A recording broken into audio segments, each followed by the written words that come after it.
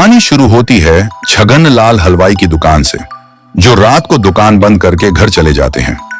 दुकान बंद होने के बाद वहां रखी मिठाइयां एक सम्मेलन करती हैं, जिसमें लड्डू दादा को अध्यक्ष चुना जाता है। सम्मेलन में कई मिठाइयां शामिल होती हैं, जैसे इमरती जी, पेड़ा, बर्फी बहन, रसगुल्ला, जलेबी बहन, रबड़ी जी, गुलाब जामुन, मैसूर पाक, रसमलाई, सोन पापड़ी, बालूशाही, कलाकंद भाई, गुजिया, काजू कतली और शक्करपारा।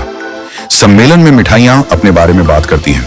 कलाकंद भाई कहते हैं कि आजकल डॉक्टर कुछ लोगों को मिठाइयां खाने से मना करते हैं। सोन पापड़ी पूछती है कि ऐसा क्यों हो रहा है। जलेबी बहन बर्फी बहन से जवाब मांगती है, लेकिन बर्फी बहन मजाक में टाल देती है। मैसूर पाक दोनों को शांत करते हुए कहता है कि मिठाइयों का स्वाद मीठा है और हमें मीठे बोल बोलकर मिठास फैलानी चाहिए। रसगुल्ला बताता है कि उनकी ज्यादा मिठास ही लोगों के लिए परेशानी का कारण है। गुलाब जामुन कहता है कि लोग छटोरी जीभ की वजह से बार बार मिठाइयां मांगते हैं, लेकिन ज्यादा खाने से बोर हो जाते हैं। गुजिया बताती है कि कुछ लोगों के शरीर में शक्कर की मात्रा बढ़ रही है, जिससे परेशानी होती है। रबड़ी जी कहती हैं कि ज्यादा मिठाई खाने से नुकसान होता है, क्योंकि जहां अति होती है वहां क्षति होती है। लड्डू दादा सुझाव देते हैं कि मिठाइयों में शक्कर की मात्रा कम करनी चाहिए, ताकि लोग उन्हें खा सकें और स्वस्थ रहें। गुलाब जामुन पूछता है कि अगर शक्कर कम होगी तो उन्हें मिठाई कौन कहेगा।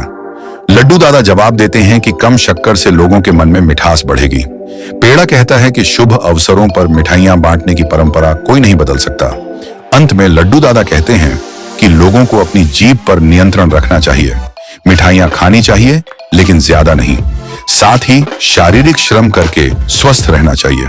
इस निर्णय के साथ लड्डू दादा सभी को धन्यवाद देते हैं और सम्मेलन खत्म करते हैं। कहानी से शिक्षा संतुलन और नियंत्रण। मिठाइयां संतुलित मात्रा में खानी चाहिए और जीभ पर नियंत्रण रखना जरूरी है। स्वास्थ्य, शारीरिक श्रम और संतुलित खान पान से स्वस्थ रहा जा सकता है। मिठास फैलाना, मीठे बोल और अच्छे व्यवहार से दूसरों के मन में खुशी लाई जा सकती है। बुद्धिमानी, मिठाइयों की तरह हमें समझदारी से